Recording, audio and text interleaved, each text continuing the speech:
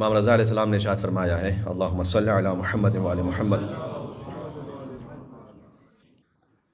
روز عید غدیر میرے جد علی بن ابی طالب کی ولایت کو ماننے والوں کی مثال ویسی ہے کہ جو فرشتوں کی مانند ہیں جنہوں نے حضرت آدم علیہ السلام کو سجدہ کیا تھا حکم خدا سے، اور جو علی کی ولایت سے انکار کرتے اس کی مثال اس ابلیس کی سی ہے کہ جس نے سجدہ کرنے سے انکار کر دیا تھا۔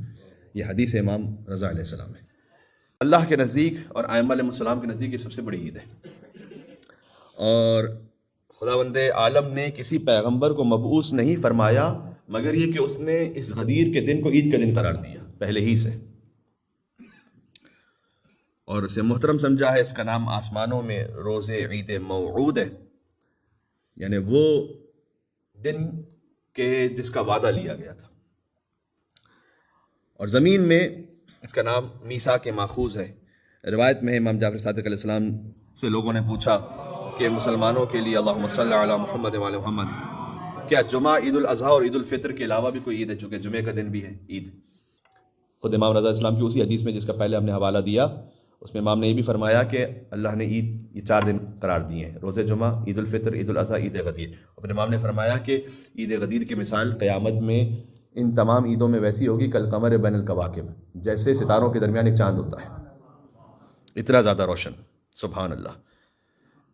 اور کیا اس کے علاوہ بھی کوئی عید ہے؟ جب امام سے پوچھا گیا جمعہ، عید الاضحیٰ، عید الفطر کے علاوہ، تو امام نے فرمایا کہ ہاں، وہ عید جس کی عزت سب سے زیادہ ہے، سبحان اللہ۔ رامی نے پوچھا وہ کون سی عید ہے؟ فرمایا وہ دن جس دن رسول خدا نے امیر المومنین کو اپنی خلافت کے لیے منصوب فرمایا، اور فرمایا کہ جس کا میں مولا اور آقا ہوں اس کے علی بھی مولا اور آقا ہے، اور وہ 18 ذی الحج ہے۔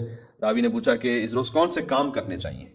امام نے فرمایا کہ روزہ رکھنا چاہیے، عبادت کرنی چاہیے، محمد اور آل محمد علیہ السلام کو یاد کرنا چاہیے، اور ان پر درود بھیجنا چاہیے۔ اللہم صلی علی محمد و آل محمد۔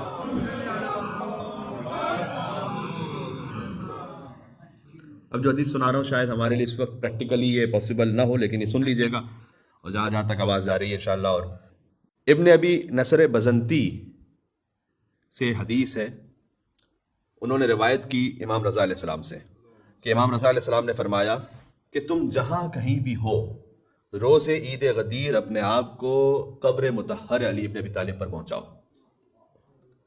کہ یقیناً خداوند متعال اس روز ہر مومن اور مومنہ کے 60 سال کے گناہوں کو معاف فرماتا ہے، اور اس دن آتش جہنم سے اس سے دگنا آزاد کرتا ہے جتنا ماہ رمضان شب قدر اور شب عید فطر میں آزاد کرتا ہے، سبحان اللہ۔ پھر فرمایا اس دن برادر مومن کو 1 درہم دینا 1000 درہم دینے کے برابر ہے، سبحان اللہ۔ اور فرمایا کہ اس دن اپنے برادر ایمانی کے ساتھ احسان کرو اور مومن و مومنات کو خوش کرو۔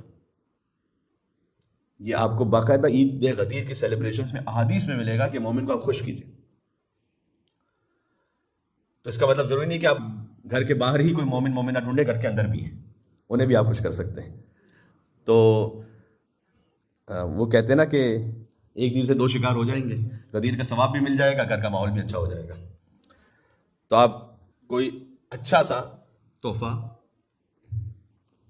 عید غدیر کی خوشی کی نیت سے انشاءاللہ دیجئے اپنی شریک حیات کو، اور بچوں کو بھی دیجئے، کہ بہرحال انہیں یہ یاد رہے، اور کاش یہ پریکٹس نارمل ہو سکے کہ مثلا سارے بچوں کو پتا ہو اور خانم کو بھی مثلا پتا ہو کہ بھئی عید غدیر جو ہے کوئی بہترین تحفہ ملے گا۔ اسی ذریعے سے عید غدیر، یعنی ہم کہتے ہیں نا غدیر کو فقط منائیں نہیں، غدیر کو برپا کریں، غدیر کو برپا کریں۔ ایک مل کے صلوات بھیجیں محمد و آل محمد، صلی اللہ محمد و آل محمد۔ تو بہترین کھانوں کا اہتمام کریں، بہترین خوشبو کا اہتمام کریں، جو کہ وقت مختصر ہے، میں کسی اور گفتگو یا نشست میں اس کو تفصیل سے تھوڑا بیان بھی کر دوں گا۔ یہ سنت ہے ائمہ علیہ السلام ہے، بہترین سے بہترین خوشبو لگاتے تھے روز عید غدیر، امام رضا علیہ السلام کی سنت ہے، اس میں ثواب بیان کیا گیا، حتیٰ کسی مومن سے مسکرا کر ملنا کس لیے آج عید غدیر ہے، اس کا بے انتہا ثواب بیان کیا۔ تو واقعاً ہمیں غدیر کو قائم کرنے کی ضرورت ہے۔ اور پھر امام نے فرمایا کہ خدا کی قسم اگر لوگوں کو اس دن کی فضیلت معلوم ہو جائے جیسے کہ معلوم ہونا چاہیے، تو روزانہ 10 مرتبہ ملائکہ ان سے مصافحہ کریں گے۔